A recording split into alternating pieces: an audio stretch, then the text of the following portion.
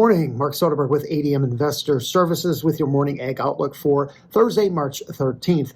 All green on the screen here across the agricultural space in overnight trade as prices recover from yesterday's pullback.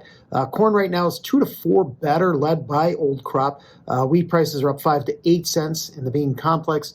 Soybeans, they're 7 to 10 better. Meal is 4 to 5 higher, while bean oil is 10 to 15 points better. Export sales later this morning. Bean basis levels in Brazil kind of on a yo-yo lately. Firmed back up overnight or yesterday, narrowing the gap between U.S. and Brazilian beans to about 25 cents after working out to nearly 50 cents last week and being over $1 in late January. Brazil is expected to ship a record amount of soybeans to China in Q2 this year as the Asian importer shifts even a greater share of their demand to South America as trade tensions with the U.S. Continue to heat up a bit.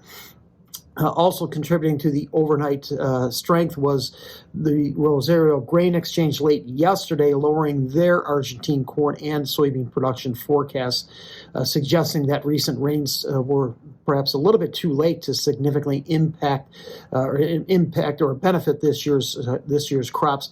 Bean production at 46.5 million metric tons. That was down 1 million metric tons from their previous guess and is below the USDA estimate at 49. They pegged corn production at 44.5 million metric tons. That was down another 1.5 million metric tons and well below the USDA estimate at 50.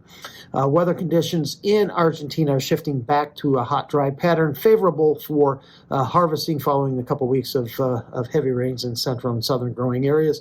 In Brazil, much of the center-south region, also Mato Grosso do Sul, will continue to see a favorable mix of sunshine and rain over the next week to 10 days, favorable for the development of their second corn crop. Still dry in the east, central, and northeast growing areas, along with the southernmost state of Rio Grande do Sul. Dry conditions in the deep south will be beneficial for the remaining soybean harvest. However, more rain will be needed to support their second corn crop. In the U.S., we'll be seeing wide temperature swings here over the next week. In general, the second half of March looks to be shaping up to be above normal temperatures and precipitation, particularly for the central and eastern corn belts. Still no meaningful rain for the U.S. southern plains over the next week. Much above normal temperatures and periods of very high winds are expected here through the balance of this week. Still no ceasefire agreement in the Ukraine-Russian war. ICAR once again lowered their Russian wheat export forecast down another 1.5 million metric tons to 41 even. That versus a USDA forecast of 45 million metric tons. Inside trade for corn overnight as it recovers from yesterday's tariff-related sell-off.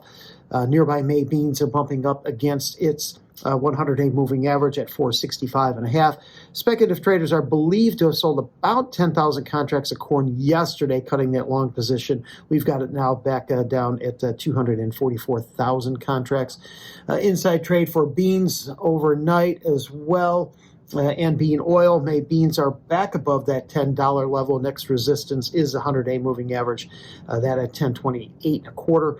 May meal did reject trade below $300 a ton yesterday, and once again approaching its 100-day moving average, that at 306.50. Wheat being led higher by Kansas City, which I suspect will see expanded drought readings in today's updated U.S. Drought Monitor. Expanded drought readings in the southern plains. That is supportive for the Kansas City futures. Thank you very much for listening. I hope you have a great day.